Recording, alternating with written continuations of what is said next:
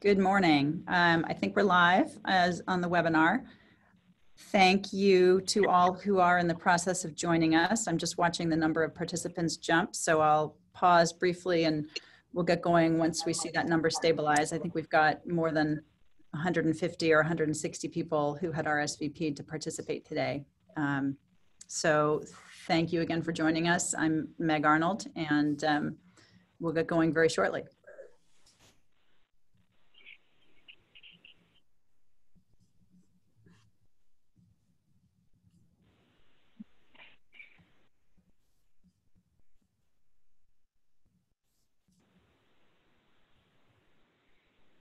Thanks, Meg. I think you might still see that number climb, but we can go ahead and get started, and okay. I can provide logistics and then pass it right back over to you. So, as Meg noted, welcome to everyone.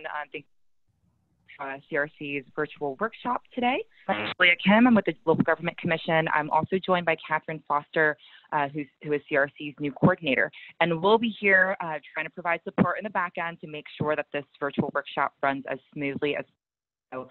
Please feel free reach out to either myself, Julia, or Catherine through the chat system if you have any questions about this webinar, about CRC, if you're running into any technical issues. Just encourage that function to engage with your participants who are joining this call. Feel free to share your reflections and thoughts on the discussions at hand, or to share any resources or best practices that come to mind. We'll also be using the Q&A module for all of the Q&A sessions that we have with our speakers. Please submit questions at any point throughout this webinar. We'll be monitoring that closely throughout. If there are questions that we can answer by typing out a response, we will go ahead and do that. And then questions for the Q&A panel discussions, we'll save that for each of those rounds. You'll also see, once there's a question that gets submitted, you'll see that there's an option to upvote questions. A question that's already submitted by another participant that you're really interested in hearing a response to, we definitely encourage you to click that thumbs up and upvote that question, and we will make sure that we address that during the Q&A round. The last thing I'll note is that in the second lightning round of the Rapid COVID Innovations, we'll be opening it up to all participants to share about your organization's innovative responses or adaptations in the midst of COVID. In the participant sidebar, you'll see that there's a button to raise your hand. If you are interested in weighing in, we will ask you to go ahead and raise your hand so that you can be unmuted, and then you'll be able to jump in the conversation. And the last thing that I'll note is that this workshop is being recorded, and the presentation and the recording will be posted to CRC's website at climatereadiness.info, and we'll also share that with all registrants via email. And with that, I'll turn it back over to Meg Arnold, CRC's chair, as the moderator for today's workshop. Thank you, Julia. I did notice there was a little bit of sound breaking up, and one of our participants noted that as well as in the chat. So if that continues, please do flag that for us as we go forward, although I'm not entirely sure what we could do about it, but it will be good to know. So first of all, thank you. I'm seeing nearly 120 people on the line with us today, and appreciate everybody making time in your Wednesday mornings to be with us. Today's workshop topic builds on our first virtual workshop, which was back in mid-April. That one focused on the economic impacts of COVID-19 and the need for ongoing public and private sector climate action, including as well as broadband access, resilience building, and adaptation funding. This workshop will focus on the adaptations that we now see more clearly as a result of COVID and our collective response efforts to COVID. With the benefit of now 4 months of this experience rather than back in April, just 1 month of the experience. And the adaptations that we've witnessed and how these intersect with and will influence and can inform climate action. We have 2 longer topics on the agenda for today and 2 rounds of lightning talks, each of which will feature or have the ability to feature 2 different lightning talk speakers. The lightning talks are designed to be, as you might guess from the word lightning, very quick and very condensed. So they are 5 minutes in length for each lightning round speaker. And those also emphasize rapid innovation that we saw as a result of COVID, but not necessarily with a connection to climate action, but instead just highlighting the degree and the speed with which things can be created given a level of urgency that we saw through COVID and that we increasingly see through climate change. So that's the structure of today's workshop. Before we dive into the agenda itself, I want to give a little bit of an update about the Capital Region Climate Readiness Collaborative. First of all, to welcome our newest members of the collaborative, who include the City of Woodland, Placer County, and the Sacramento Association of Realtors. The Realtors Association in particular, I know, joined in the aftermath of, or after the completion of the Mayor's Climate Commission, on which they were a member of the commission. And in the concluding meeting for the Mayor's Climate Commission, we encouraged all Climate Commission members who are not already active in CRC to join. And I'm really pleased that the Realtors have done so. And I know that a number of other commissioners are in the process of considering and doing so as well. I also want to note that CRC has recently launched our regular Heat PSA campaign. One of CRC's programmatic pillars is informing the public of climate impacts and solutions in terms of how they can adapt and be resilient to these impacts. Heat, obviously, is a big issue in the capital region. So each year through our social media networks, we disseminate 2 PSA campaigns focused on public safety and awareness, first of all for extreme heat, and second of all for flooding in different portions of the year, obviously. Our Heat PSA has just launched, and partners are accepted on a rolling basis. And by partner, what we mean is anybody who's interested in helping to disseminate the PSA as it's issued. The best way to get involved as a partner in the PSA effort is to connect with Catherine Foster, whom Julia just introduced to all of us.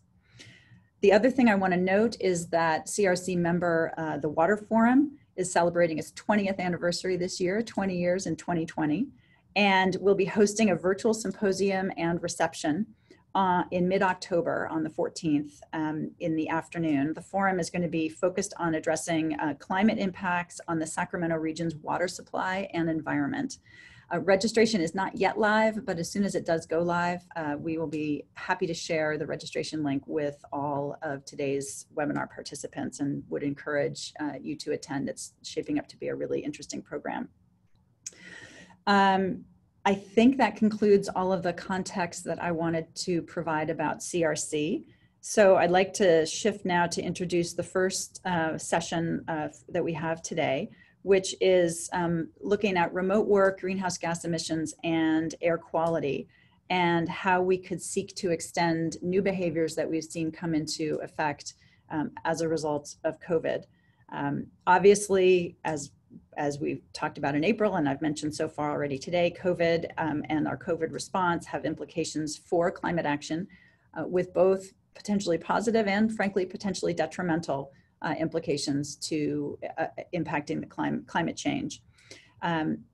Today, the first topic today is focused on the phenomenon that we have all seen of vastly increased remote work. And I'm pleased to be joined by Janice Lam, who is program manager with the Sacramento Metropolitan Air Quality Management District, as well as from Adrian Moretz from SACOG. I will also say a few words in the middle of this session, but beginning with Janice. Janice has worked with Sacramento Metropolitan Air Quality Management District for more than 15 years. She currently serves as a program manager where she provides strategic direction for the district's air monitoring, planning, and data analysis programs. Janice's work has included implementing AB 617 in the area of community identification, air monitoring, and community reduction plans. And she's here to talk to us today about what the Air District is studying with respect to air quality impacts over the last few months. So Janice, please, welcome.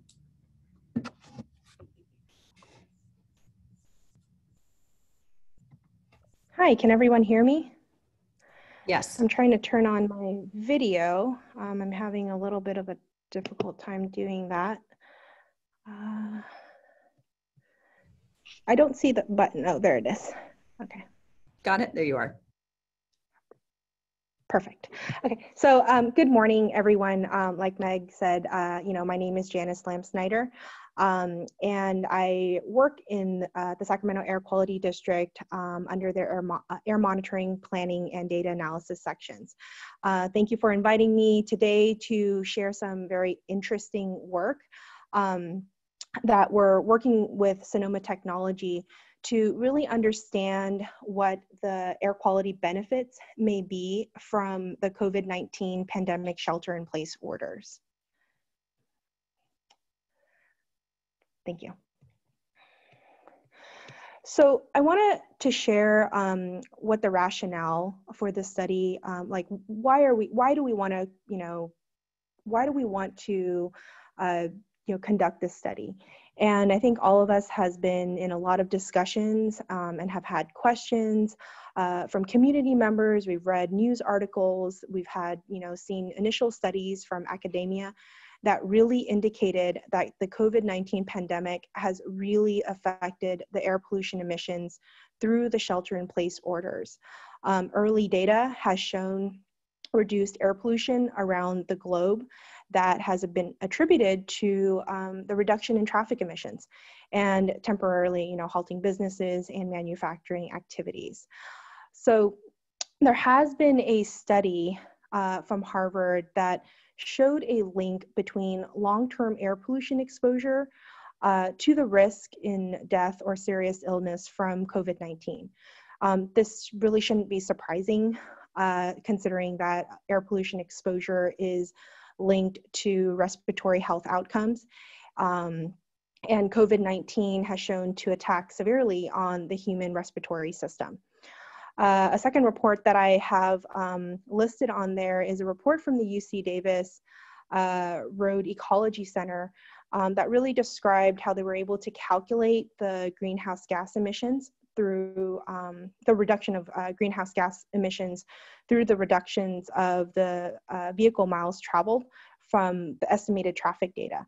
And there's so many more studies out there that this really just touches the surface of what the environmental impacts are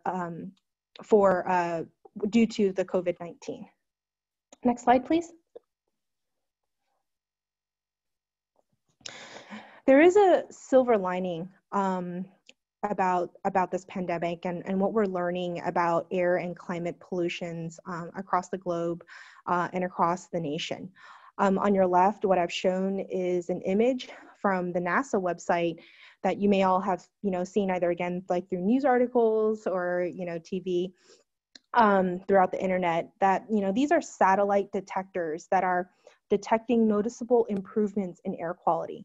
And what this image shows is the nitrogen dioxide pollution concentrations in China prior to shutting down its transportation going in and out of Wuhan, and then afterwards.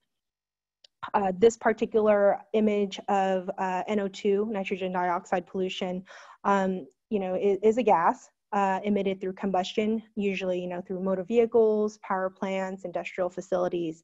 And this data was collected through their tropospheric monitoring instrument, which is their satellite there. And what I have also read is that their ozone monitoring instrument has also been making similar measurements where we've seen those air quality improvements.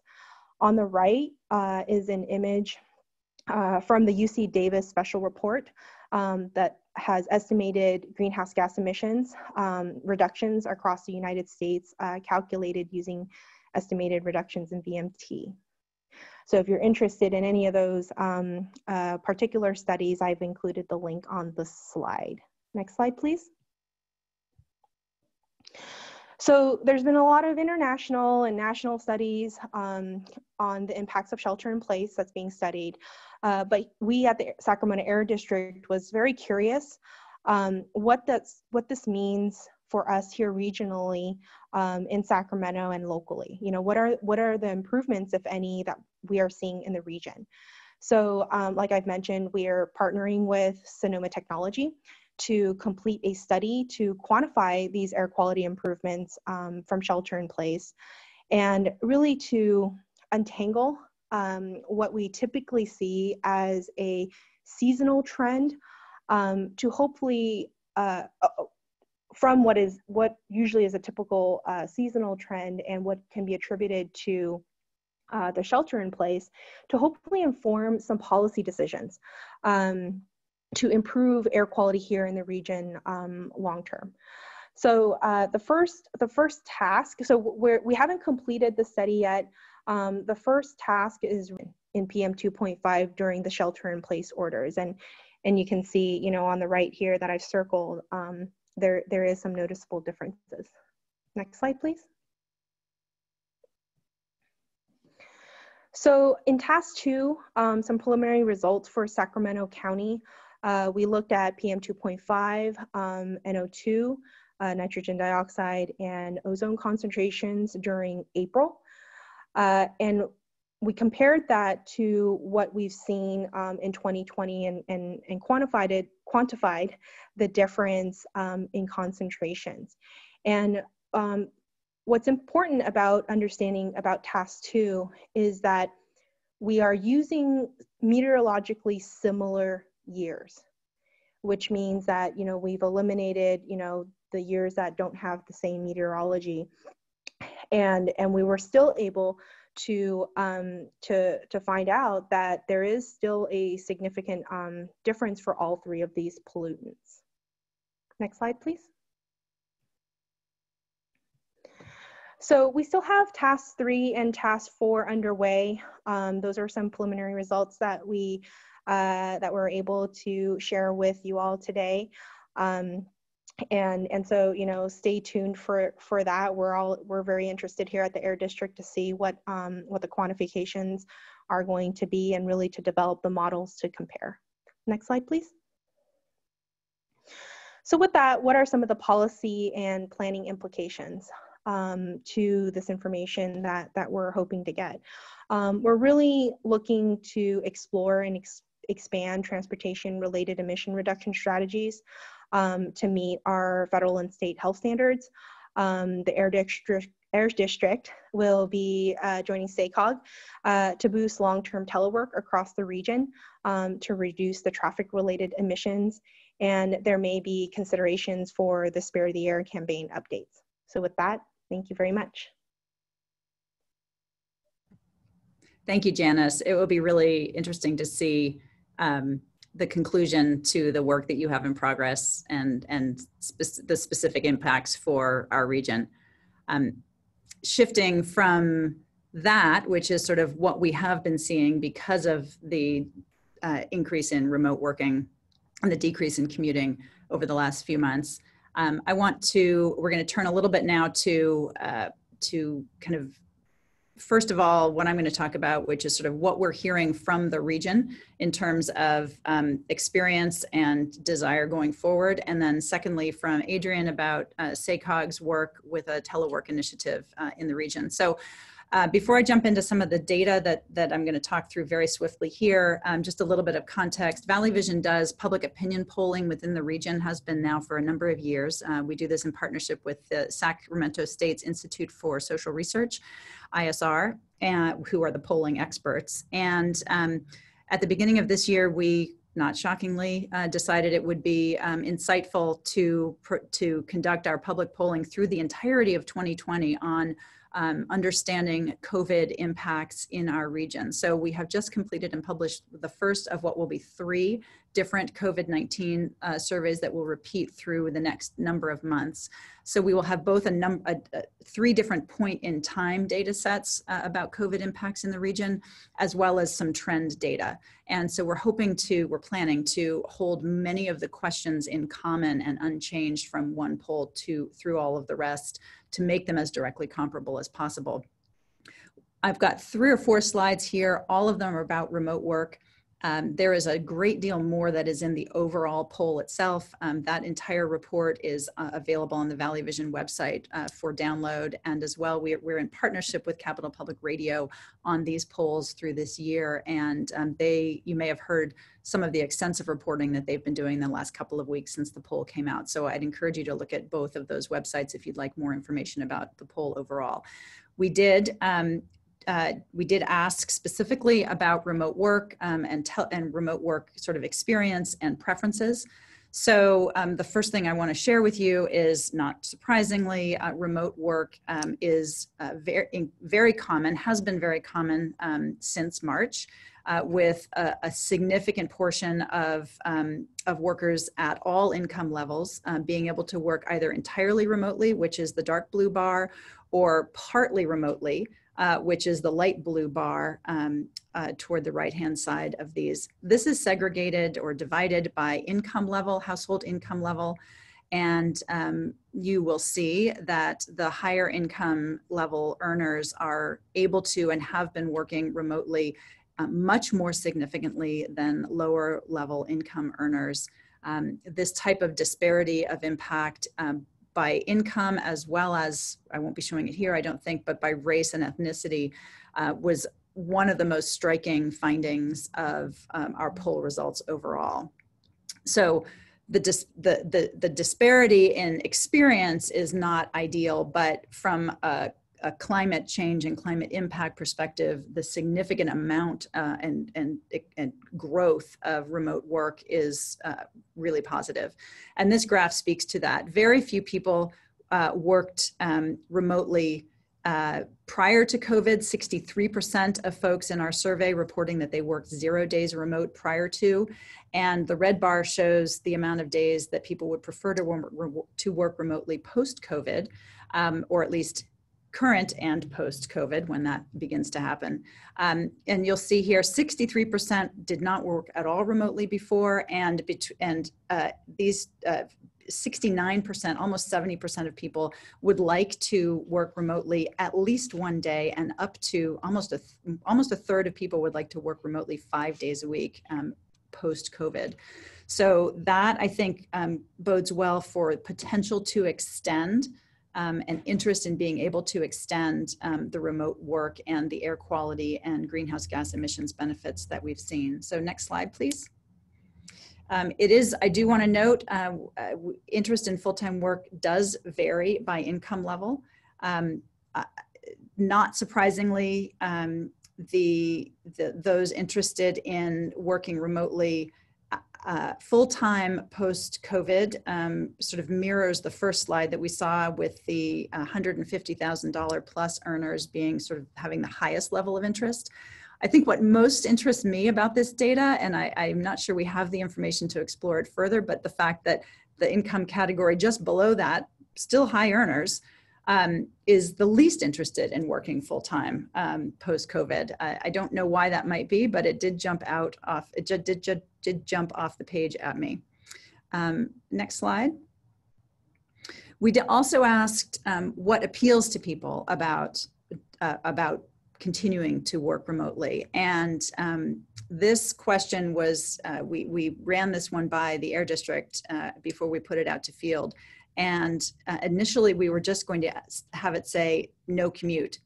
But there's a really interesting distinction there: no commute because it'll help save money, or no commute because it'll help save time. Those are both really important things to people, and you'll see that they jumped out as the most significant reasons that it is appealing to work remotely, as well as, again, not surprisingly, the flexible hours. I think we've all had the experience of, for those of us who've been able to work remotely, of finding a lot more time in the day and being able to make good use of it, whether for work or for personal things that weren't being able to be handled very effectively prior to. I am not sure if I have another slide, so if we could go forward. I do not. So again, I'd encourage you to look at the full poll results on our website. Now I'd like to introduce Adrienne Moritz from SACOG. She works on strategic initiatives for the Sacramento Area Council of Governments, helping to build a culture of innovation in government. She manages SACOG's Civic Lab program and its Innovative Mobility program, where she works with the 28 cities and counties in the Sacramento region to design and launch pilot projects that address land use and transportation challenges. Adrienne, thanks for being with us today. Thank you. Oop, too far. Adrienne Moritz with SACOG, Sacramento Area Council of Governments. We provide transportation and land use planning for the 6-county region. So that's 6 counties and 22 cities, about 2.5 million people. And we also really try to help our cities and counties solve problems or challenges that are too big for any one of them to solve alone. So that challenge today is how the way we work is changing. So I don't want to spend a lot of time on how we got here, but I did see some interesting information come through the chat, a lot of frowny faces about single-use plastics and reductions in carpooling. So there's definite impacts to our economy, our personal lives because of COVID, but there also are the silver linings like Janice talked about. What are the unintended benefits? And that has been a significant reduction in vehicle miles traveled. That was another thing that came through the chat. We have seen through our data that we've seen over 50% drop in VMT during the middle of the shelter in place orders. We're using a data source called Streetlight, which collects cell phone data to do that. We also see, though, that VMT is on the rise. It's not quite back to where it was pre-COVID, but it's on its way. And so that to us signals that we need to hold on to the positive aspects of teleworking. It's prime time really to look at this. And telework is really not a new strategy. It's been part of transportation demand management programming for years and years, but we're looking at this like a fresh start effect, right? Where change is most likely to happen after there's a big impact in our lives. So we move, we change jobs, there's a pandemic. And so an opportunity to change behavior is really happening right now.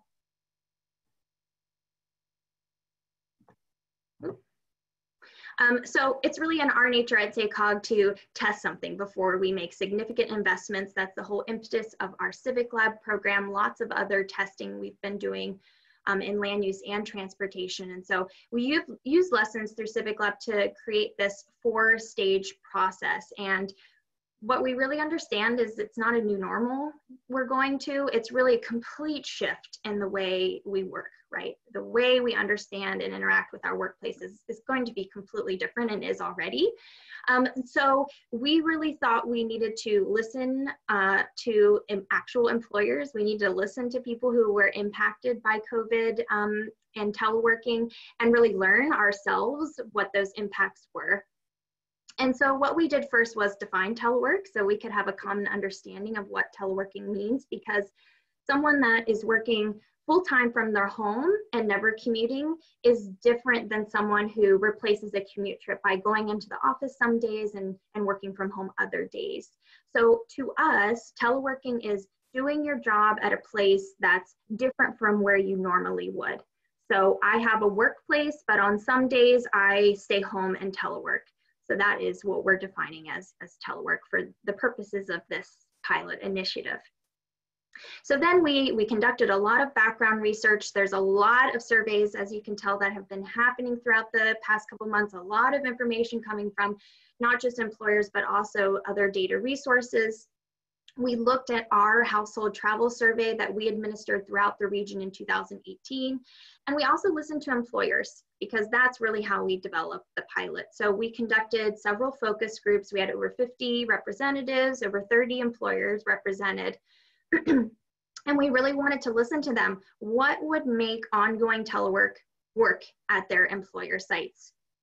We really wanted to learn also what moves the needle, what incentives, what types of technical assistance, what services would really make that feasible for you in the future, especially as we were moving out of the shelter-in-place orders.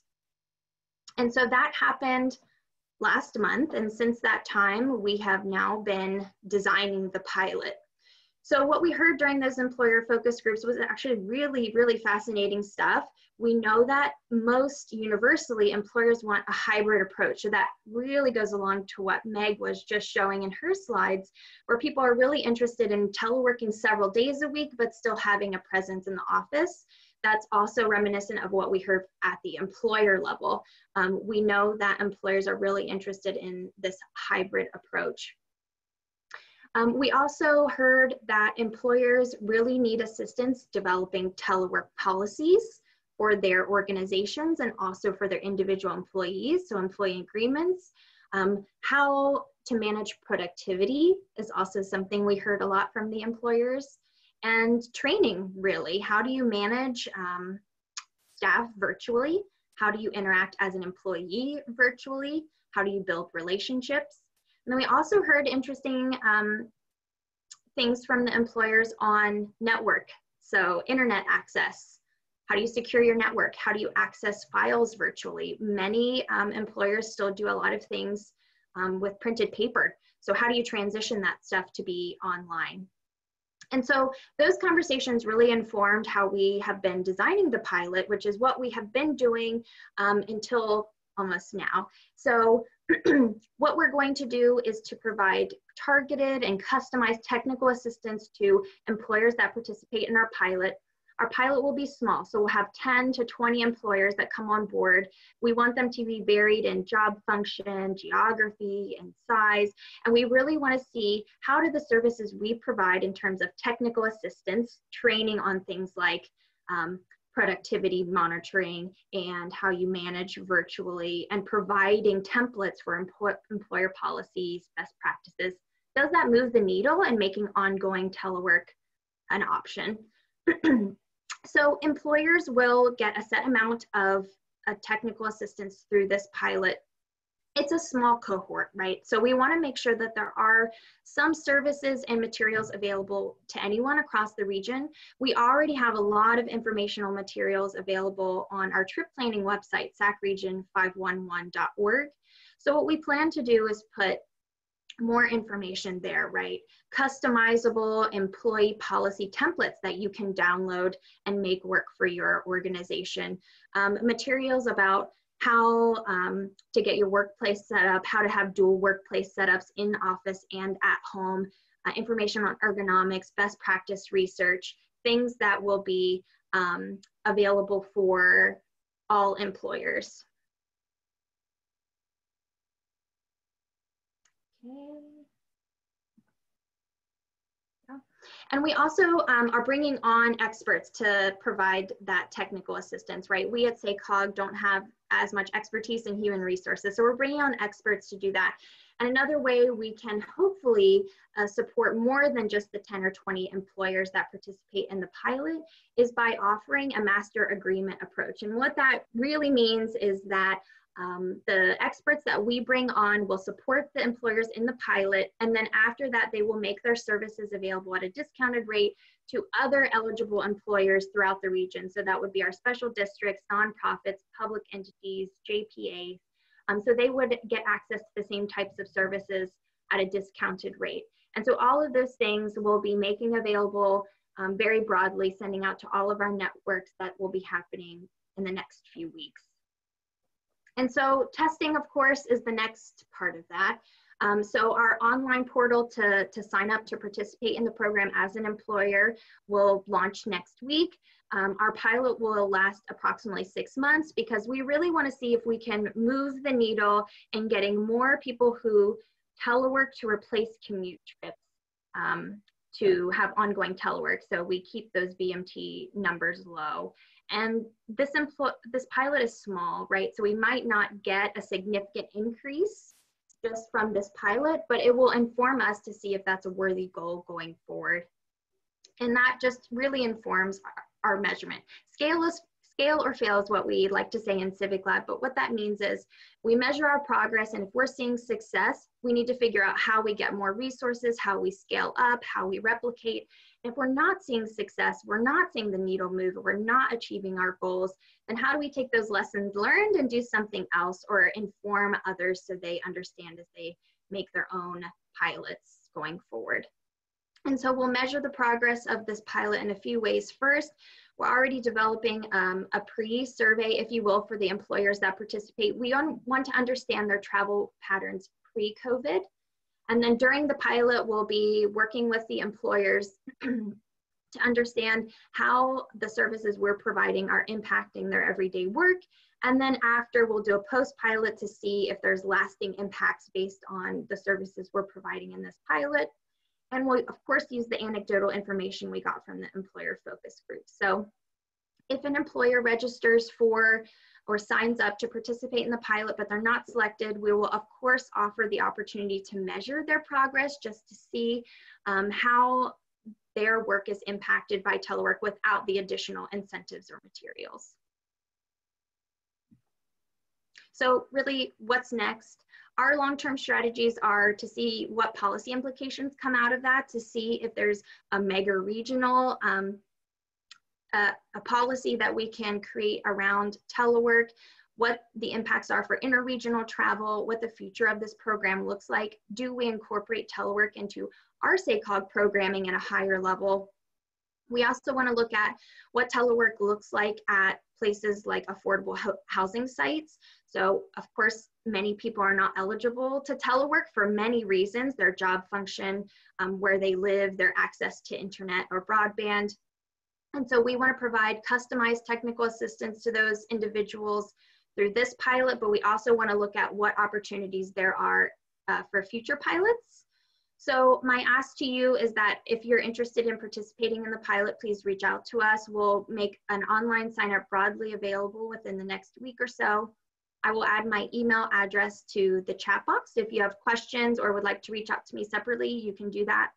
And then I encourage you to check out our existing resources at sacregion511.org. There's informational resources there now, and then there will be more customizable materials available by mid-August.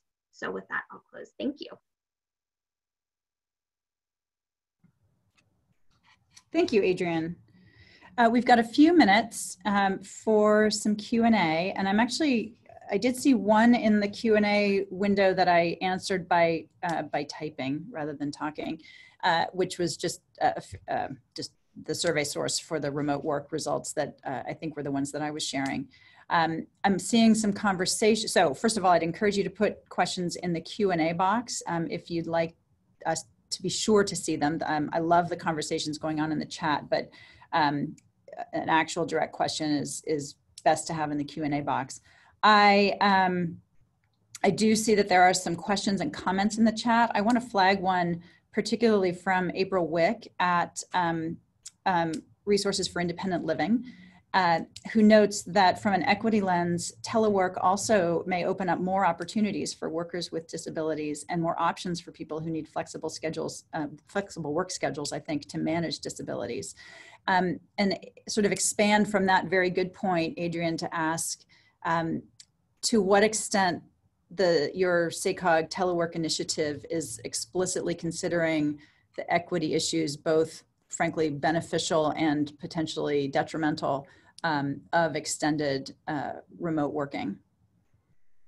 Yeah, thanks for the question, April. I'd love to connect with you after to see how we can collaborate. So I'll provide you my email address. But yeah, telework is not going to be a service that is available to everyone ever.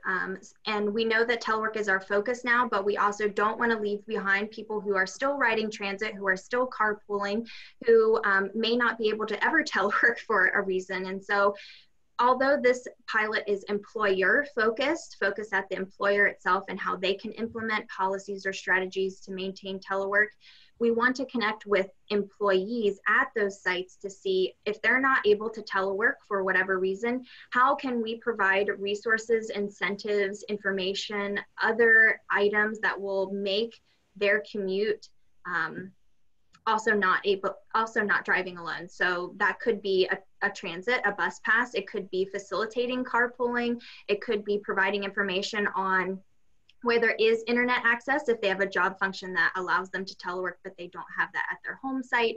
So right now we're seeing that be really customized and on an individual level, and hopefully we can learn from that and then figure out what that looks like at a bigger scale.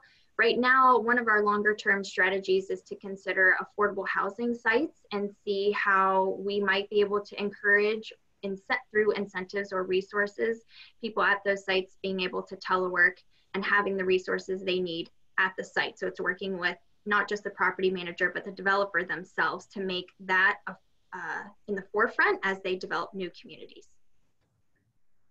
Thank you. So we are right about at 10:45, and I just saw something pop up in the Q&A window. So very, very briefly, Adrienne, the question is from Kira Stoll. Will the SACOG pilot look at employers' decisions on space management or changes in real estate decisions at the worksite? Interesting question. Yes, I hope so. The pilot is pretty focused on what these technical assistance and incentives can do in existing environments, but we're working a lot on the land use side, of course, with commercial real estate agencies and entities who are talking a lot about how leases are fairly long. So they might have a 5 to 8 year lease, but what happens when that concludes? Do you reconfigure your space? Do you downsize? Do you stop having an office altogether? So I think it's a little early for us. Right now, this is our 6-month foray into ongoing telework, but that's absolutely a consideration we're already discussing. And I hope we can continue to partner with all of our private sector partners through our Commercial Corridors Task Force and through other outlets to make sure we're understanding what their needs are and what the future of the office looks like. At face and anecdotally, we're hearing there's still such a desire for in-person collaboration. So there might not be the cubicle setup. An office might be rearranged to feel more like a co-working space where you have in-person meetings that are likely socially distanced, right? We need to see as we go forward, but still having some sort of in-person office space. So I don't know if in the short term we will see a lot of changes in the workplace itself, but I think that's definitely a future consideration, especially in the next few years. Thank you. There are a couple of more questions. Adrian, it looks to me like they're both for you. Perhaps those are ones that you could respond to by typing. Absolutely, and I'll put my email in the chat. Perfect. And we'll transition now to our lightning round, our first lightning round, which again focused on COVID motivated and COVID driven rapid innovations. I'd like to kick things over to our co-host, Paul Helliker, to facilitate this part of the session. Paul. Thanks, Meg. And I'm implementing our telework policy by working at home today myself. So anyway, let's get on with the lightning round. As Meg mentioned, this is a couple of topics today that are not directly related to the climate issues we've been talking about, but are some examples of innovation in our region. And the first one is with Louis Stewart. He's the Chief Innovation Officer with the City of Sacramento. And he is the first Chief Innovation Officer there. He's responsible for the development of a broad citywide portfolio of programs and initiatives that support, drive, influence, and build upon the city's economic inclusion philosophy. So Louis, take it away on Wi-Fi buses. Thank you very much, Paul, and thank you for having me this morning to talk about this awesome proof of concept that we had here in Sacramento. I don't know if the slides are available. If they're not, I'll just go ahead and continue talk. There we go. awesome. If you could just go to the first slide. Yep. This was a partnership that came to be, April, May timeframe. To really look at what California State Transportation Agency was trying to figure out for emergency response coming up on the fire season here in California, and should Wi-Fi need to be deployed in an area that was devastated by fire. Coronavirus pandemic just happened to give us an opportunity to actually test out the solution and see if this was an opportunity to provide kids an opportunity to access Wi-Fi in order to do their distance learning in this case. This was a partnership that came together between City of Sacramento, California State Transportation Agency, Regional Transit, Sac Public Library, AT&T, Verizon, T-Mobile, Sierra Wireless, Aruba Wireless, and Cradlepoint. Basically, if you go to the next slide, please. Next slide.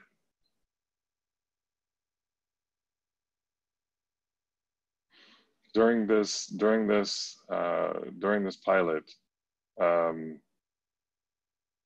pilot, we were able to basically put 10 buses on the road, and these 10 buses stopped at 120 stops per week. This was a 60-day proof of concept, so it ran basically from May 4th to the end of June, 7 days a week. We used parks, churches, and schools, and it was 120 stops. So the buses would start in the morning, set up around 8:30, and run at one location until around 12:30. Then they would be easily packed up and moved to the next location and for the afternoon shift, which started around 3 and ran till 6:30. These buses, a lot of times the bus driver would go set up shop, put out those A-frames that you see in the background.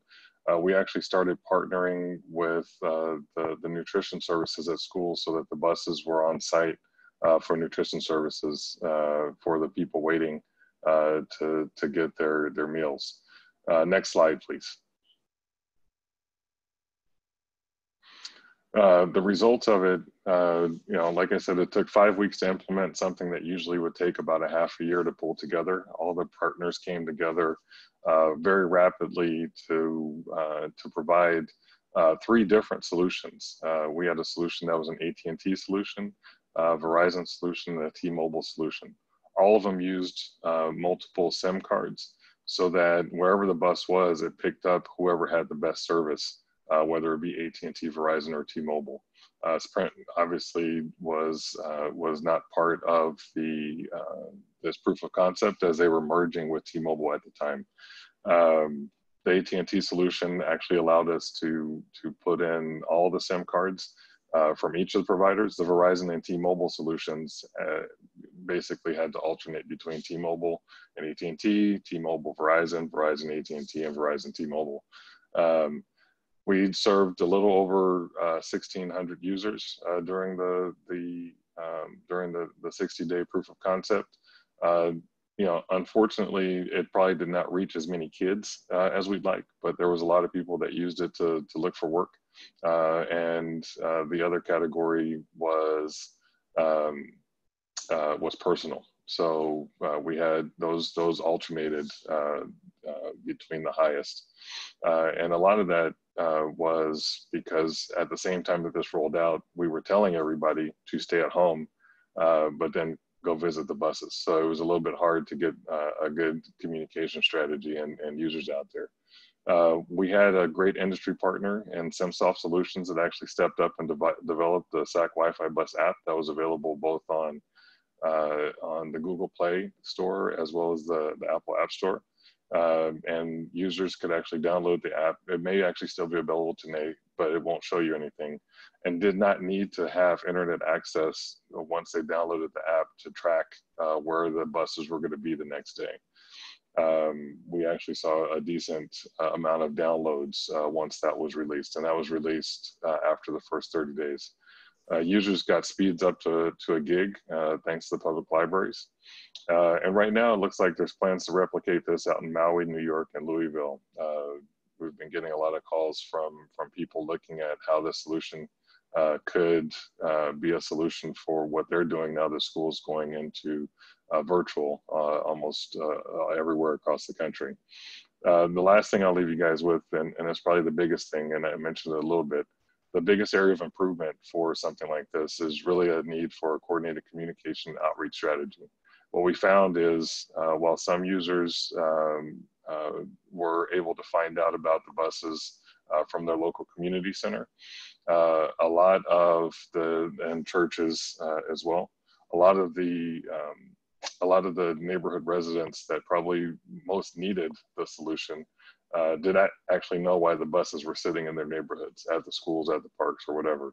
And a lot of that is, again, because we were not going out doing door knocking, really doing any face-to-face interaction to let people know what the buses were doing in their area. Overall, I think that this is an opportunity to add another piece of the puzzle when it comes to digital equity. And now that we're moving into school virtually, at least through the fall, the city of Sacramento is looking at this and other options to roll out and see if it actually can provide a mobile solution for Wi-Fi. Thank you very much. Thank you, Louis. Excellent program. And this fall, we'll see if there's other opportunities like this. So appreciate it. I think you'll be with us for a few more minutes. So if people have questions, I'll be here. for you, they can put them in the Q&A. Absolutely. So our next lightning panelist is Patrick Mulvaney from Mulvaney's Building and Loan Restaurant, one of my favorites. He's a leading public policy advocate on the national stage, working to make Sacramento the farm to fork capital of the country as well. And his eclectic culinary creations are a direct reflection of his diverse background, which includes a European apprenticeship and experience in top New York restaurants before falling in love with Sacramento and moving here in 1991. So Patrick, tell us about the Great Plates program. Thank you, Paul. Welcome everybody. Thank you for giving me the opportunity to wear a Zoom shirt. And you can hear me, right, Paul? Nod. Yes, thank you. Good. So COVID-19 came in the middle of March and every restaurant closed. We said, what are we going to do? And we knew we had hungry people. We knew we had food in the fields that wasn't getting sold. And we knew we had antsy cooks and empty restaurants. So we got together with a bunch of chefs, 5 restaurants mostly, and said, what are we going to do? We talked to the Sacramento School Unified District, and to see that the hunger was out there, they're required to make 225,000 meals a week, breakfast and lunches for people. And so we knew we should start cooking. I was wrong in saying that I didn't think this was something that philanthropy could cover. As it turns out, to date, we fed more than 150,000 people and raised almost $500,000 to feed just the school kids here in Sacramento. And we just started cooking, not thinking about hoping that the money would come in later on. Part of that money then turned into the state started to see what we're doing, and the program turned into what's called Great Plates Delivered, which is funded by FEMA. And Julia, and for anybody who knows me, knows that I'm not a statistic guy, so I want to thank Julia Burrows for giving me these details about it. So our city program, so the governor came to the B&L and said, what are you doing? We said, we can feed 400 to 800 people in a socially distanced manner. And because we're chefs, we are conscious of food safety. With the small amount of people we're feeding, we knew that the food didn't have far to go, and we knew we could have an impact little by little. Now, again, we've fed 150,000 meals. That doesn't feed everybody, but at least it helps a little. And he said, what are you doing? We'd like to do this for seniors around the state. 20 days later in Sacramento, we started with 760 seniors being fed 3 meals a day, 7 days a week. Up to date, so that's 30 restaurants in the beginning. We've since added another 14 and another 400 or so clients to that list. To date, we are pulling in close to 200,000 meals here in Sacramento, the weekly average of about 15,000. Restaurants, 44 restaurants now, 50% minority owned, 34% women owned. Economic impact is $4,158,688 in payments to restaurants, manufacturers as of July 4th, including paratransit and United Cerebral Palsy.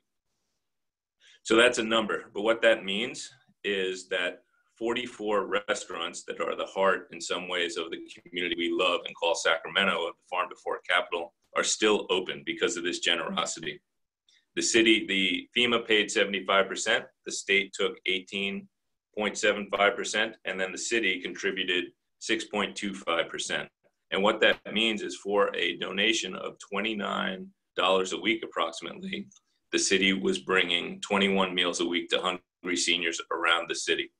And now this is not just in Sacramento, but it is statewide. And now there are 36 of these programs around the state. And we've been talking to a bunch of them to see how they're going. And so the seniors enrolled across the state of California, more than 37,000, which means that this program has made more than 4,390,000 meals. And I think this is as of July 1st. So averaging almost 500,000 meals a week across the state.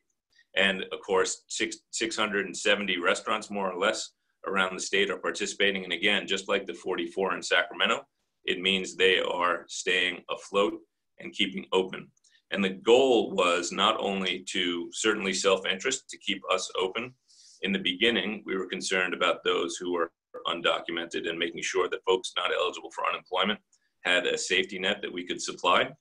But the other interests for us were that we were supplying, keeping distribution lines open, supporting farmers and the farm workers, and for sure, keeping restaurants open and going.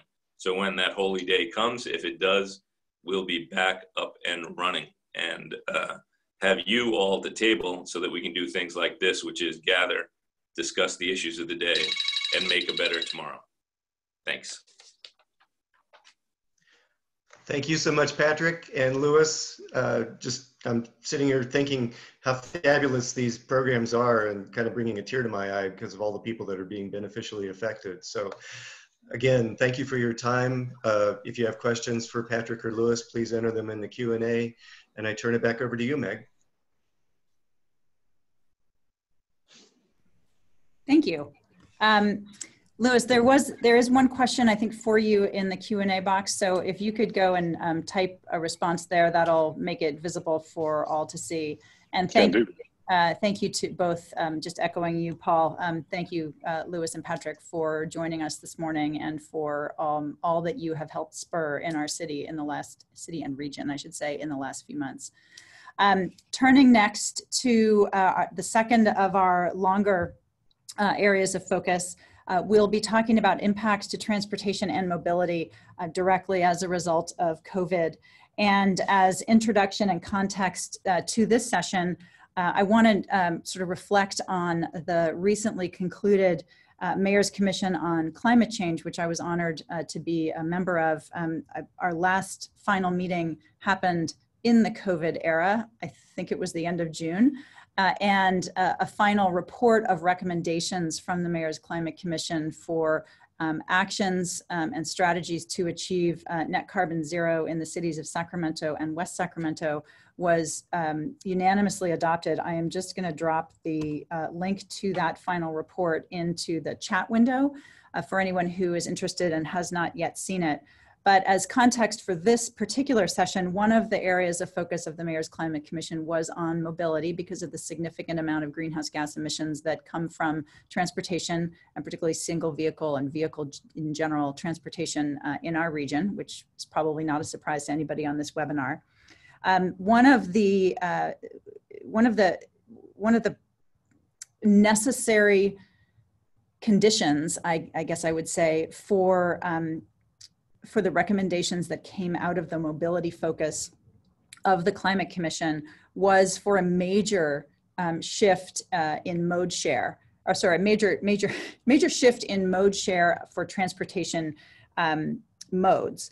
And the Mayor's Climate Commission recognized that active transportation and recommended that active transportation rapidly become a very significant share of overall trips in the region. Second, prioritizing transit and shared mobility. And last, prioritizing zero emission vehicles, trying to convey by that prioritization that while zero emission vehicles are necessary, it's also necessary that we just use fewer single passenger vehicles in general, and that much of that usage then begins to migrate to, as I'd said, transit and shared and active transportation. These were already recognized as very ambitious mode share goals to put in place. And we were pleased to have those ambitious goals because that had been the task that we had been set by the two mayors. And then along came COVID. And as we know, COVID brings added complexity to things like sharing and being close to people. And so here to talk about that today, we have Dr. Giovanni Certella from UC, who is director of the Three Revolutions program at UC Davis Institute for Transportation Studies. And we also have Chris Flores, who is special assistant to the CEO and general manager at Sacramento Regional Transit. Giovanni will be our first speaker. And so let me give him a brief introduction. As well as being the director for the Three Revolutions Future Mobility Program, he is also the Honda Distinguished Scholar for New Mobility Studies at UC Davis and a senior research engineer in the School of Civil and Environmental Engineering at the Georgia Institute of Technology. Dr. Churchella's interests include travel behavior, emerging mobility services, travel demand modeling, and travel survey methods. I participated, or I sat in on, I didn't participate in, a webinar that ITS did a couple of weeks ago where the survey results that we'll be talking about today were introduced, and I found them really rich and compelling, and I'm really delighted to have him here with us today. So take it away, and thank you for being here.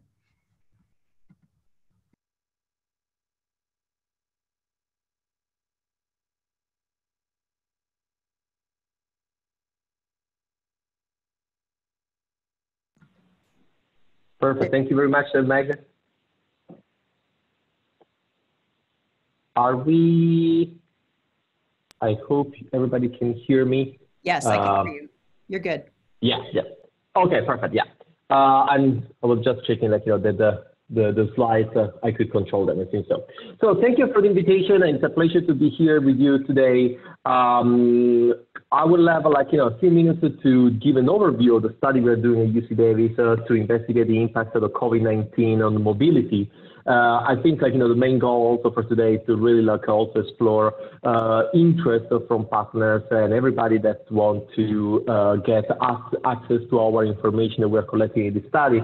We're open and we welcome partnership with several agencies, and we are really working with several agencies in California on trying to support how we can best learn from what is happening and how we can build a more sustainable, better transportation system for the future.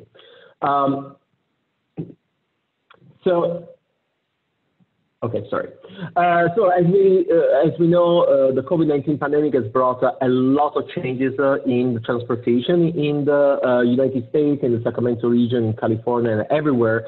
This means a lot of impact on the need for social distancing, but also impact on employment and travel, but also on the adoption of ICT and new technology-based form of work, shopping, and a lot of other changes. But also we need to consider, and this is also something that we are interested in our study, the impact that the pandemic is having on transportation itself, because the supply side also is changing. Many public transportation agencies are already struggling today to cover with funding their services, but also the new mobility industry is changing, the airline industry is changing, and all these things that somehow will affect also demand for transportation. So in this slide, for instance, I was mentioning one of the early impacts that somehow the pandemic has triggered with one of the first mergers that we have seen with the Lime and the Jump division of Uber that have joined forces. This has created a bigger company somehow for micromobility, but it's also reduced the supply. It has also reduced the potentially the competition in the area, and so this will affect in the future availability of services, also pricing and so on. And a lot of these things are also changing in many other areas, and so we need to consider them.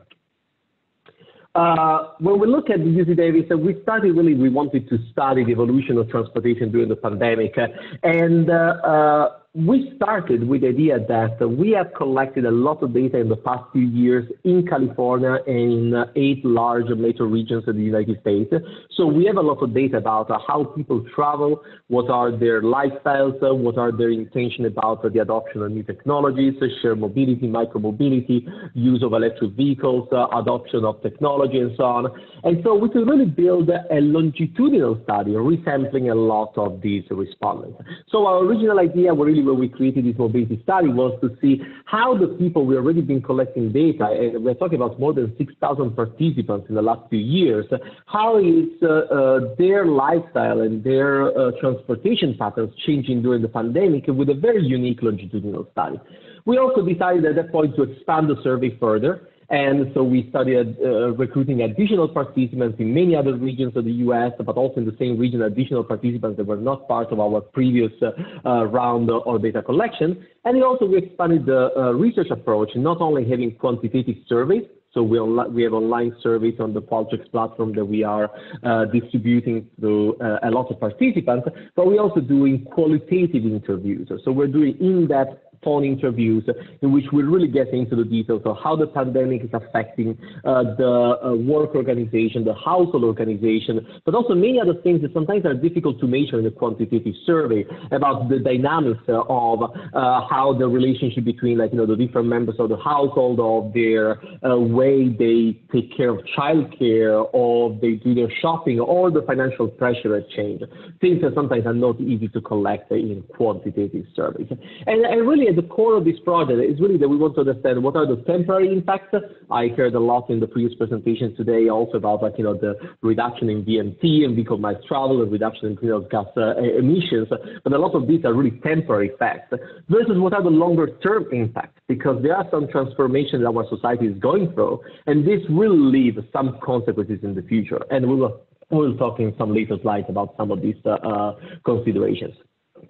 So at the core of our study is really that we have a very, very rich data set. We have data from the previous 2018, 2019 data. This is only for the longitudinal components of the sample. We have data we're collecting now in 2020 with our COVID-19 data collection, and we will continue to collect data in the future with this longitudinal fashion in fall 2020 and or also in spring 2021. It depends also how long the pandemic will last, what are the dynamics or how the society is evolving, to really collect a lot of information about really detangling this information about the temporary impacts, the longer term impacts, but also the impacts of a lot of different components of transportation, use of public transportation, active travel, other modes, and so on. We have been so far collecting data from more than 11,000 participants. So here we have the three main data sets in this slide that you can see that we have access to. The one on the left is really our original idea for this project, our longitudinal data set. So we have about 1,339 respondents for whom we have data from 2018, 2019, and data from now. So we can really build a full longitudinal data set. This includes respondents in California, but also in many other regions of the US.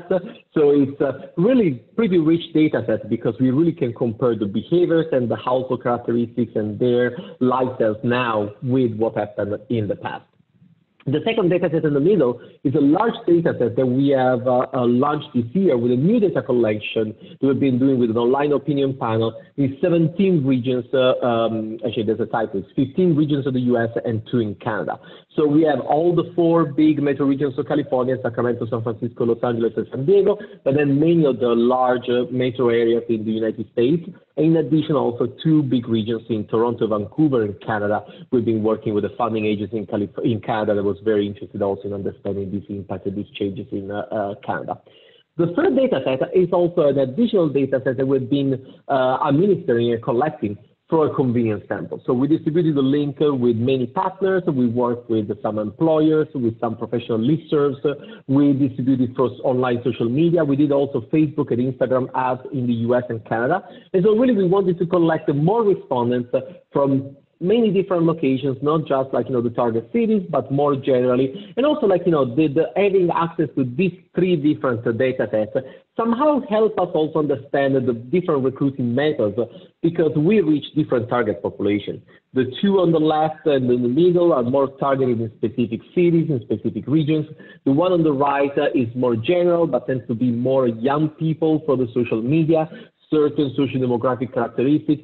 So even when we look at the behavior, it's very important because a lot of the studies that we have seen in analyzing the impact of COVID-19 on mobility are usually focused only through one distribution channel, and there is not really the ability to see also the different social demographic groups and the different people that are reached with different channels. One of our partner agencies, CARB, the California Resources Board, is very interested also about the impact on low-income individuals and disadvantaged communities. So we are actually planning to expand further the data collection in California among those groups to study in particular those groups.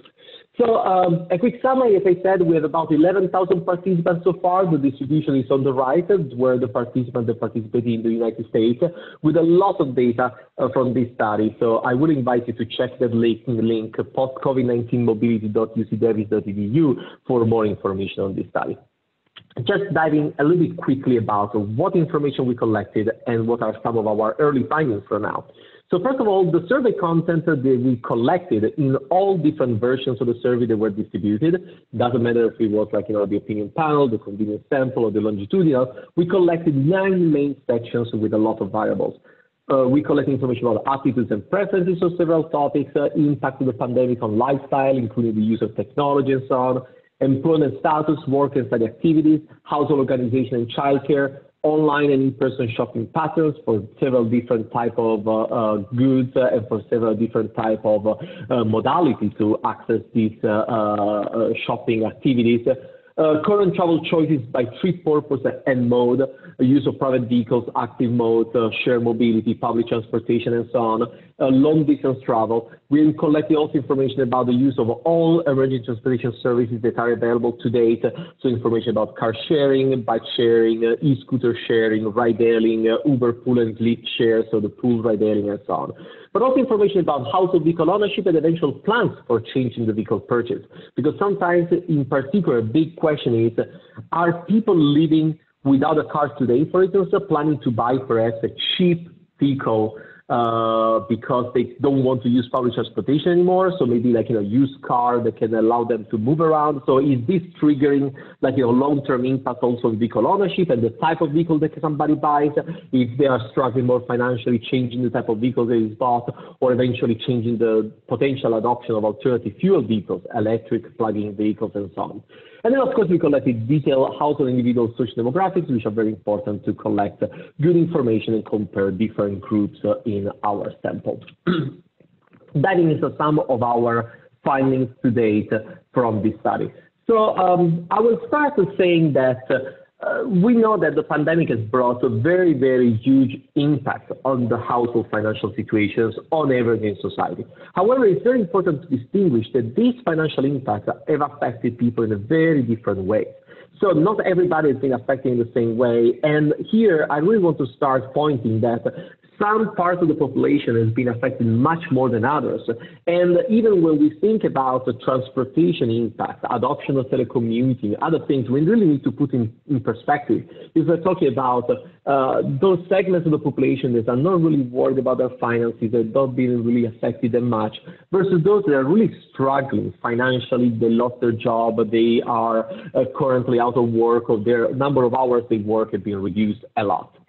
If we look, for instance, at how the financial impact relates to household income, we can really see in the distribution in this slide, sorry if I am tossing too many numbers here in this slide, but pretty much each row is an income group. And so the top row on the top of the slide is the low income, going down all the way to the high income groups.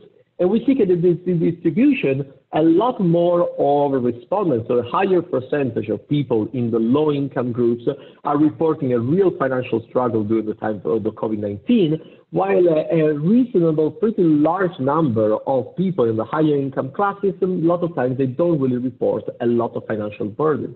And so this is something to consider also when we think about the equity consideration and a lot of impact of the pandemic in this area. I want also to jump into a big topic. I know before we mentioned also the telecommuting and how this is changing the way we live. I also want to mention that we already talked about telecommuting in the past 20, 30 years, about a potential TDM strategy to reduce transportation, but we never experienced such an uptick in using telecommuting as we are experiencing during the COVID-19 pandemic. So if we look at some of the data, we see that a lot of people that really were traveling in person physically on the left side of this slide in 2018, 2019, so before the pandemic, before March 2020, a lot of people really physically traveling to work 5 or more days per week. The slide on the part of the right of the slide that really shows that a lot of these people are traveling 0 time have been reporting during the COVID-19 pandemic. And this already excludes 755 respondents of the sample that actually stopped working entirely. So when I'm referring here people that are physically traveling to work 0 days, I'm referring to a lot of people in our sample that is really not using anymore the physical travel to work because they can telecommute from home. However, I want to point also that if we look into the data of who is doing what, the high adoption of teleworking is really something that is prevalent of white-collar jobs, higher income respondents on average, office workers. So in this slide here, I'm just cutting down, slicing our data set for the longitudinal data for higher income respondents, those that have $75,000 or more per year are making. And among them, we see that a lot of them actually have a very high adoption of teleworking, and somehow moving from 2019, 2018 on the left to 2020 during the pandemic to the right, a lot of them, they could transition to telework. I call this like, the privilege, like all of us in this call today, because we are somehow privileged. We can do our work from home. I'm working here comfortably today, drinking my coffee here in front of the computer while we can be part of this meeting. Many other people, they're not that lucky.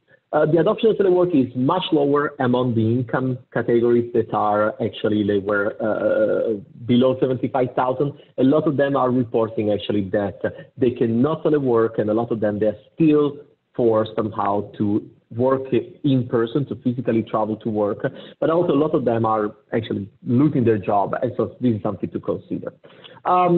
I want to get into some consideration. I don't want to take too much time today to present a lot of data, but what will happen next is a big question that we have. So our data and data also from many other sources have shown that there is a big reduction in traveling, big reduction in driving, big reduction in public transportation. However, these things are not happening in the same speed.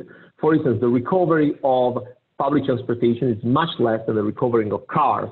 So all the areas where they reopen the economy and the activities are restarting, the uptick in car travel is actually much higher than the uptick in traveling in public transportation. There's also a big question of how some things will stick in the future. So for instance, will we have people continue to telework in the future? Will trends in shopping continue in the future? And from this point of view, I want to say that the future probably will tend to go back to the past. The literature has shown that the teleworking is not really, in the past 30 years, made a huge reduction in physical travel. Now, of course, the disruption today is really one of a kind, so it could have very big differences from the past. There's also signs that usually the longer a disruption is, the more longer-term impacts might derive. It's also important to consider that e-shopping certainly will persist to some extent at least. Retail space will probably be modified together forever. Already some shops are running out of business, some activities are closing, some others are modified, and these are permanent changes in the economy which are difficult to actually change in the future again. And then also the economic activities will need time to recover, so probably when we think about what happens next year in 2022, we will be probably still be in a transition from what happened today before we can go back to full normal society. I also want to say, we mentioned before, travelers are hesitant to use share mode and less inclined to live without a car. I got a call from CARB, for the California Resources Board, yesterday. They asked me, do you see evidence that some people are switching from using public transportation to use cars? And actually, it was a very interesting question because what we see is that car travel and public transportation travel have declined, but now car travel is increasing again, and public transportation is not picking up that much. So it's increasing a little bit when in all places that have reopened activities, but not as much as car travel. However, we have data to see these potential transitions, and we actually noticed that there are several people that have reduced their use of public transportation that are actually reporting an increase in car travel. We don't see the opposite. Nobody reducing car travel has increased pretty much public transportation use. So this is something to worry for the future. How can we motivate also people to go back, feel safe, use public transportation? It will be important for policymaking also to promote active modes of travel and avoid too much car dependence. I also think that we need to think very carefully about the equity impact that we are observing, because already we see that some social demographic groups are being hurt much more than others. I'm a little bit hesitant to draw any conclusion about land use. I already see some articles in the media saying this is the death of cities. People don't want to live in urban areas anymore. We have a lot of data about attitudes, preferences for living in a big city or in the suburbs or in other areas, in rural areas, or even using different modes of transportation and so on. I personally don't trust that much the future aspirations about questions about long-term trends. A lot of people now are scared and they say, oh yes, I will not live anymore in downtown San Francisco, in downtown New York. But will this really trigger a big move into moving to different residential locations? We know that from preferences to actions, especially for long-term decisions like a residential relocation, usually there's a lot of friction, a lot of attrition, and it's not necessarily something that will happen in the next few years. But there is the potential. We need to consider that. I also want to say, we have a big website. We don't have the time today to dive into a lot of the results. I wanted to sprinkle some ideas that we are collecting so far, some information. We have a lot of data analysis that we are currently doing. So if you are interested, check our website. Feel free to contact me. We have really a lot of data from these 11,000 participants so far that we're collecting information from. We are already cooperating with several planning agencies, including some of the big state agencies in California. Very happy to hear if you have interest in learning what we are getting from our data in your region of economic activity or planning or your work activities, and also implications about a lot of the analysis we're doing for travel behavior, use of various modes, long distance travel, and all the other things. Meg mentioned we did a big webinar with more than 1,000 participants a couple of weeks ago. We are planning another one in September with a lot of more information, so we'll be happy to share more information. And I will close here, but if there are any questions, please let me know. Thank you so much, and we will be happy to circulate the link, the registration link for your later webinar within the Capital Region Climate Readiness Network, because clearly you've got a lot of obvious depth of expertise, but also access to some really interesting and ongoing data. There are a couple of questions for you in the Q&A window, which perhaps you could go there and answer via typing so they'll be accessible to everybody. And thank you to those who have put the questions in the Q&A window. I want to turn now to introduce Chris Flores, who is Special Assistant to the CEO and General Manager at SAC-RT. Chris, in that position, assists and serves the General Manager, Henry Lee, on a daily basis, providing executive level management oversight and strategic direction on assigned projects, programs, administrative matters, and other special assignments. Prior to joining SAC-RT, Chris was a senior field representative and policy advisor for Congresswoman Doris Matsui, which is where he and I first met a whole bunch of years ago, where he provided assistance on matters related to transportation, the environment, energy, small business, labor, and more. So Chris, thank you so much for joining us today, and take it away. Thank you, Meg, and it's an honor to join the collaborative today and talk a little bit about what SAC-RT is doing to respond to COVID-19 and still provide that essential service that's necessary. So if we can pull up the slideshow, that would be great. And thank you, Giovanni. That was very interesting to, I see, if I can control, that'd be great too. Very interesting to see your report, and obviously it's a changing world. So I can sympathize though with not having to wear a suit most of the days and not always wearing pants or so forth. So, so I'll just do a quick run through from my slides, and then happy to take some questions. So next slide. I'll probably go quickly. So just a little bit, I know you guys know about SAC-RT. We operate a 400 square mile service area in Sacramento County, operate bus and light rail service, our ADA paratransit service, and on-demand microtransit service called Smart Ride. We have 3 light rail lines serving 52 light rail stations and a little over about 43 miles of light rail. We have park and ride lots. We have 80 bus routes, and we did just redo our bus routes back in September to add frequency and kind of make sure they're serving the areas of need. About 1,400 employees and a $200 million operating budget. So just run through pre-COVID, SAC-RT was doing a few things. One of them that we're very excited about is in October, we implemented a fare-free program for students. It was the first in the nation for a fare-free youth system-wide anytime. It was a 1-year pilot program, but we are working towards continuing that program. We did get funding from our local jurisdictions to make up SAC-RT as well as a few school districts. and we saw tremendous growth. And it was slow to pick up, but by February, we were seeing 127% more rides than the first, month over year. So it was a tremendous success. Obviously, with school shutdowns, those numbers have declined, but it was really a partnership to get kids to school to address chronic absenteeism, but to also encourage them to get internships and build riders for life, get them used to riding the system. Next slide. And if I'm able to control it, let me know. I might be able to down here. I think I can.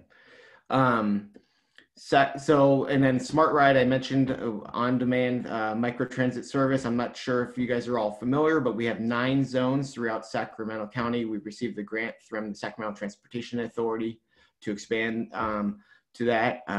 They are on-demand, just like if you can imagine kind of Uber Pool with an ADA accessible cutaway bus that can seat from anywhere from 12 to 20 people pre-COVID. Pooled rides, we did receive electric funding from Electrify America to purchase some zero emission vehicles. So we have some of those running in the Franklin, South Sac area, as well as the downtown area. It's been a very popular service. I'll say during COVID, it hasn't seen as precipitous decline in ridership, and I believe it's probably for those who want to have that convenience of the bus coming, almost to your door, picking you up and taking you to maybe the grocery store, or medical appointment, or so forth. And let's see if, there we go. Oop, go back one. So SacRT Go, we just implemented bringing our ADA complimentary paratransit service in-house. It's a required service through the Americans with Disabilities Act, and it's been a big transition. We were contracting that for many years with Paratransit Inc., but that is now service run internally in-house by SacRT. We were able to hire and work with Paratransit Inc. on hiring the drivers and reservationists, and we have just launched the service, and I'm looking forward to improving it. Oh, I think I'm going fast. The previous slide was a Causeway Connection. It's a zero emission bus service. It did launch during COVID under a limited service, but we through Electrify America, YOLO Bus and us were awarded 12 zero emission vehicles to provide service directly from the medical center, stops in downtown, to the UC Davis campus. Excited to kind of see that partnership with YOLO and kind of bridge that Causeway gap. So in terms of COVID, obviously SacRT has been impacted severely. We saw obviously with the stay-at-home orders in March, so we've reacted accordingly. We suspended our 200 series, which was our bus routes that predominantly serve our school districts. We saw a pretty high historic ridership drop in end of March, early April. At peak, it was about 75% down, a little bit higher of normal ridership. It's interesting though, if you look at our peers like BART and Capital Corridor, they were down as high as 95%. So our ridership hasn't been as precipitous in that decline. We have, as Giovanni mentioned, started to see some uptick, although in the last 2 weeks it's gone back down. We got an uptick to get to about 60%, 65% of normal levels. To put that in perspective though, we're still carrying about 23,000 rides per day. So there's a significant amount of people who are either using it for essential travel. They're transit dependent. So we're making sure to provide that service. We did add some additional service monitoring routes in April, and then in June went to 84% service levels. So in March, we basically suspended a number of our routes, but have adjusted accordingly as we've monitored ridership and so forth. So obviously we've implemented best practices, followed what the CDC has put out for public transit, what APTA has put out, and others. You can see there a mask and plexiglass. Giovanni touched a little bit on the fear of public transit, but I think the science is still out. You've seen a lot of these recent articles basically indicating that there's not clear evidence to tie risks to public transit. And I think Shelley actually shared another one in the chat earlier. So just some of our best practices: we sanitize, fog our buses and light rail trains. I believe we're up to every train every day. All of our SAC-RT Go, which is our paratransit service buses, every night. And I believe our buses, we're getting to every other day for fogging them. We require masks for all of our riders. We're cleaning all touch points every night, providing employees with the PPE that's needed to do their job safely. We've blocked off seats to maintain social distancing on our vehicles, installed plexiglass barriers on each of our bus driver seats, implemented rear door boarding. We've also monitored the loads on our vehicles. So if it's needed that we need to add a shadow bus or an additional light rail vehicle, we've done so. As I mentioned, employees are required to wear face masks at the workplace. They're temperature checked before they come in. We've urged riders to download the mobile fare app. We have automatic light rail doors that open to reduce touch points. So truly trying to do everything we can, and you can see more at our website at the bottom of what we've done. And just recently we've launched the Wearing is Caring mask campaign. We obviously are taking an educational approach of enforcement, handing out some masks. We've worked with the California volunteers to distribute masks with us, and they've donated volunteers. And thankfully through CalES, FTA, and others, we've been able to get over 60,000 face masks and other PPE. So that's been great. I will say, obviously, you guys probably saw recently, after 4 months of preventing COVID from being in the workforce, we unfortunately have had a few cases recently. We posted that information on our website. Fortunately, 2 of those individuals are actually fully recovered already. So we'll keep being vigilant, because it's important that we do so. But obviously that's tough news to hear. Lewis talked about the Wi-Fi bus. So I don't need to get into further details, but it speaks more about SAC-RT and kind of our role in the community during this time, really wanting to be part of the fabric of the community, and providing that social service, health, and human service programs. I will say we retained some of the equipment from the Wi-Fi buses. We are equipping 3 of our buses currently right now. On Friday, they're going to be deployed to assist with census training. Basically getting 1,500 census volunteers trained in the park over a week-long period, and then they're going to go out and try to reach the non-responsive census in our community. So as we said, we've done a few of that. The CalSTA has posted a playbook of how lessons learned from the Wi-Fi program on their website, so I encourage people to check it out. But that's a little bit more. We have participate a little bit in the food programs, but and food delivery programs in Indomitable Hands. It's been a little difficult because, as you can imagine, with stay-at-home orders and so forth, childcare and everything had depleted some of our workforce. So that was in our operators. So that was one of the reasons we actually went to lower service in the beginning. So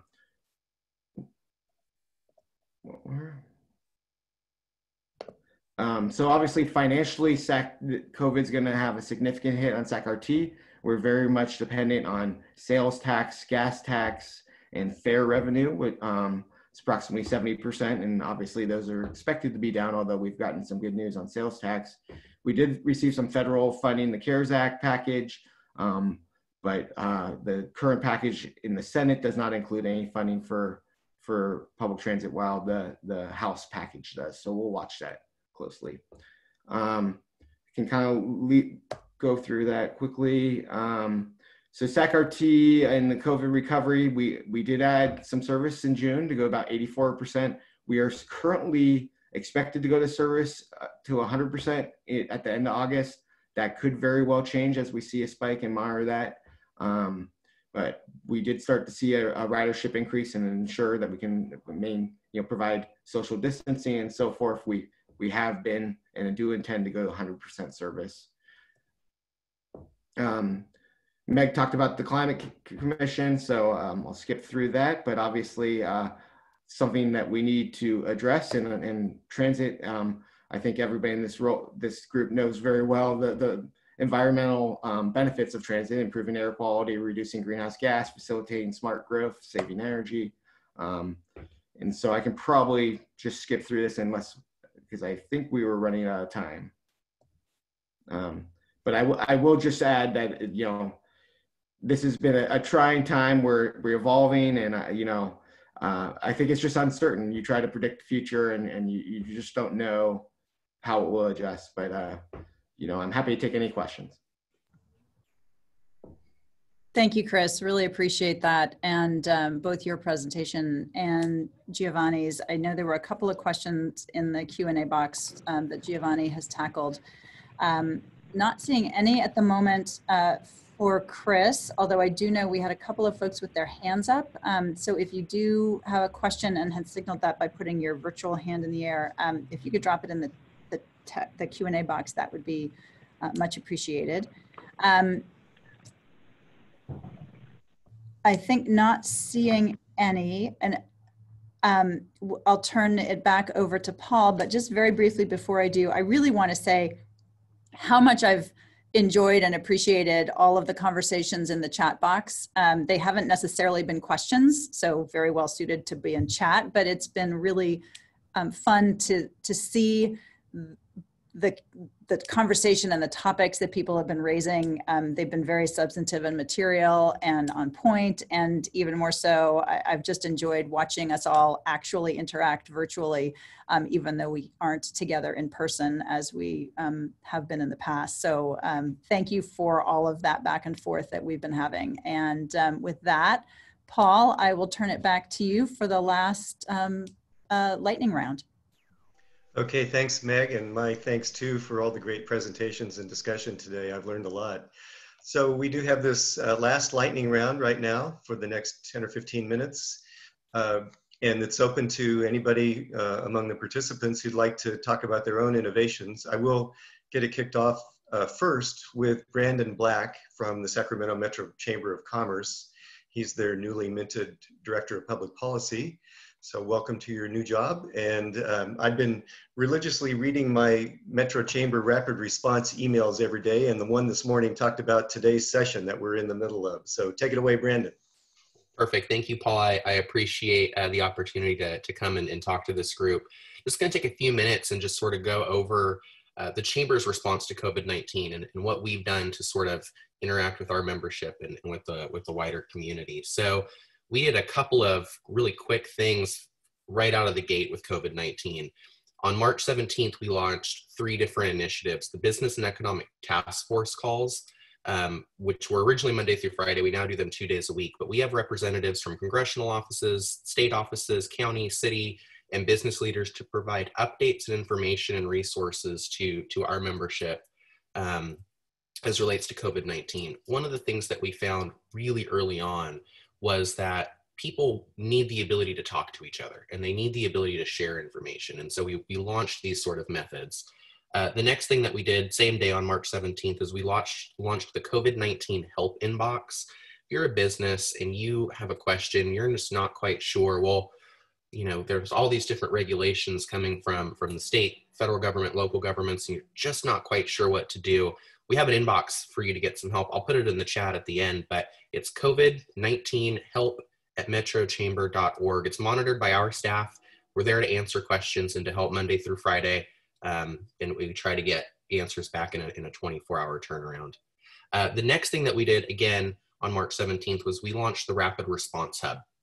It's a one-stop shop for resources in our 6-county region. It's on our website. Again, I'll post in the chat the link at the end of this. But it's information that we've been able to accumulate through various different means. Some of it from the calls that we have with our business and economic task force folks, and some other things that we work on. We just want to make sure that we have all the information available for you in that one-stop shop. And then a couple of the other things that we've done, again, in that sort of realm of getting people engaged and involved and just sharing as much information as we possibly can, is we launched, in partnership with the Sacramento Bee, Facebook Live Tuesdays at 2. Those started on March 31st. Our president and CEO, Amanda Blackwood, holds a Q&A where folks with a wide range of expertise come and they talk. This week we had Dr. Peter Bielenson, Sacramento County Public Health Director, to come in and have a conversation with folks and just say, hey, look, these are the things that are going on in the community right now. Here are the rules coming out of the county. Here's the stuff from the state, and here's how we're all trying to work together to make this work. We also launched a rapid response hotline, and that's in partnership with Sacramento Asian Chamber and the Capital Region SBDC Small Business Development Center.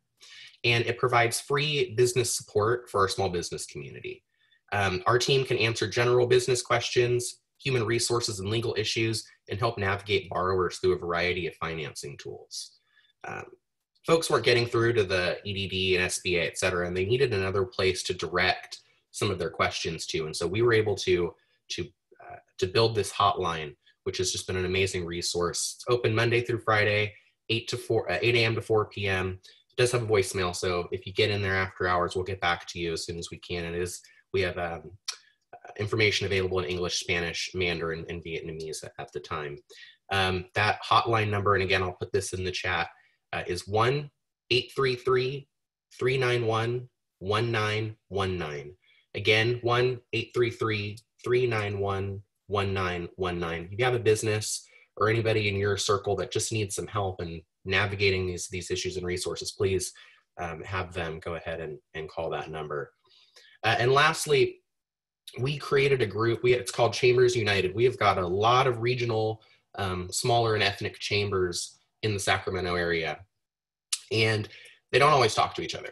And we found, again, common theme here, people need the ability to communicate and talk to each other and share ideas, especially in these dynamic and difficult times. So on April 1st, we launched Chambers United, where we get together once a week with all of our regional smaller chambers and the ethnic chambers. So we just talk to each other and we share information very similar to the business task force calls, but more focused on our chamber groups. So some of the ideas that have emerged out of this, that through partnerships, Sacramento region and with resiliency of our staff have been able to expand our efforts across various platforms to help our community. And it's been a really awesome resource, and it's been great being able to hear from folks and talk about all these different issues that we're facing. And we're going through this together. It's a difficult time, but we found that as long as we're able to keep those lines of communication open, we're able to get resources out much more quickly. So we've had hundreds of businesses reach out to us on our hotline and on our email list, and we've been able to hopefully impact those folks in a very positive way. So I'll leave it at that. I'll put some of those resources out in the chat. Just wanted to come and let folks know today that there are resources out there if you need them.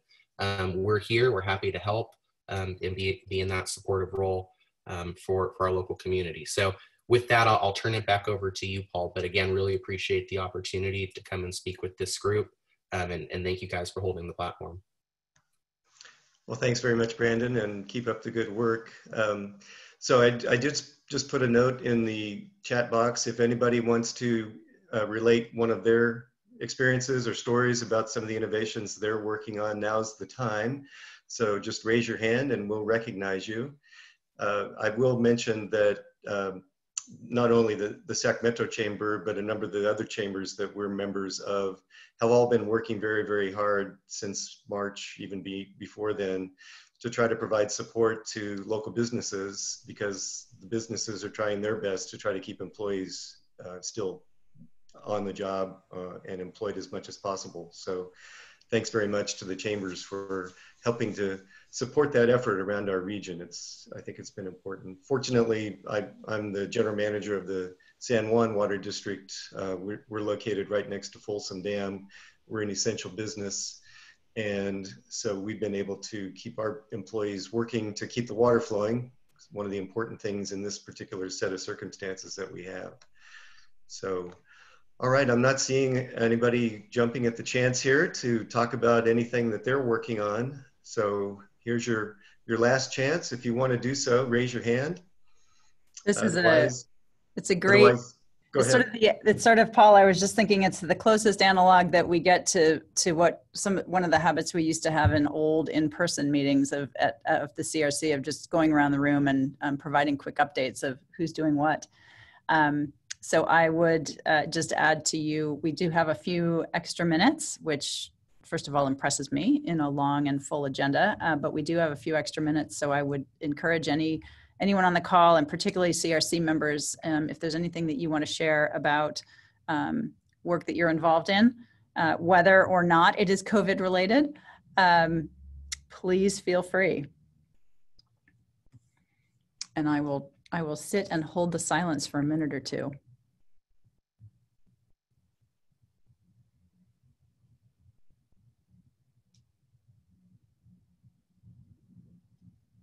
Which I will say is a hard thing to do when there are about 100 people on the line. So, not really, I'm sort of watching the chat as we go, but not really seeing anybody jump in. Meg, looks like Bill Boyce did raise his hand. Bill Boyce. Perfect. I will, Bill, you are, I believe, unmuted. Yeah, if you can hear me. Yep. Well, I was going to share, we've been tracking electric vehicle energy use with COVID effects, and what we found is that the personal electric energy for kind of the average of what we're seeing is that energy usage was down about 60% in the month of April.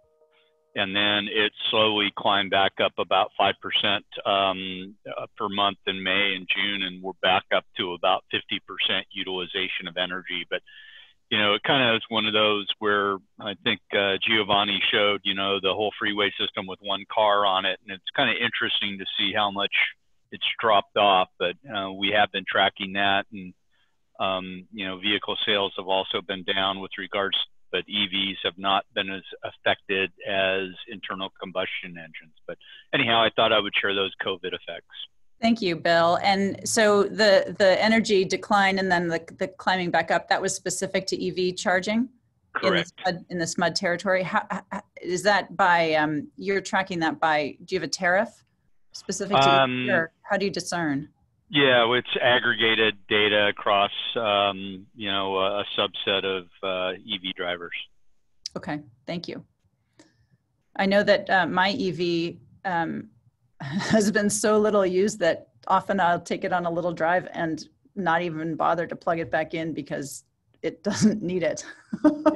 Yeah, I would be curious. I mean, following back to the mayor's commissions, really would also like some way to quantify bicycle usage, which, is way up, and that kind of fits with the active transportation. Kind of interest is, how the COVID has really kind of spurred that element, and it will be interesting to see what those trends continue to be after, we kind of move into more normal times sometime next year, I would imagine. Mm-hmm. Absolutely. Thank you. You're welcome. Always good to hear from SMUD, given the role that you're playing both in mobility and in building electrification, which wasn't on today's docket, but is definitely underway in the region. Yeah, we'd have. Oops. Sorry, Bill. I hit the mute button too quick. Sorry about that. And here's my lunch. So thanks all. We are just about to wrap up, and I am not seeing any other hands having been raised. So I want to turn to the wrap up and first of all, thank all of our speakers for joining us today and for sharing all that you know and are learning and are exploring about our rapidly changing world around us. I know that I appreciate the chance to have dived a little bit more deeply into both some of the positive and some of the potentially detrimental effects that interlink the COVID response and the COVID environment with the work on climate that needs to be ongoing and is also urgency driven. I'd like to encourage those of you who are not yet members of the Capital Region Climate Readiness to join us and to join the collaborative. You'll see all of the collaborative members along the bottom of the screen right here.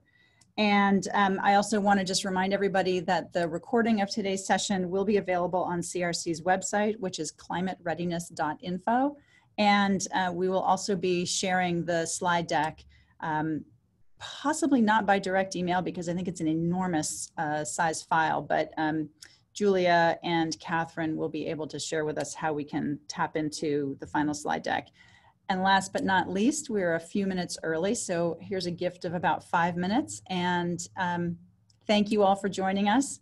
We look forward to seeing you at the Water Forums event on October 14th and at future CRC events as we all go forward together. Thank you again so much. Have a great rest of your day.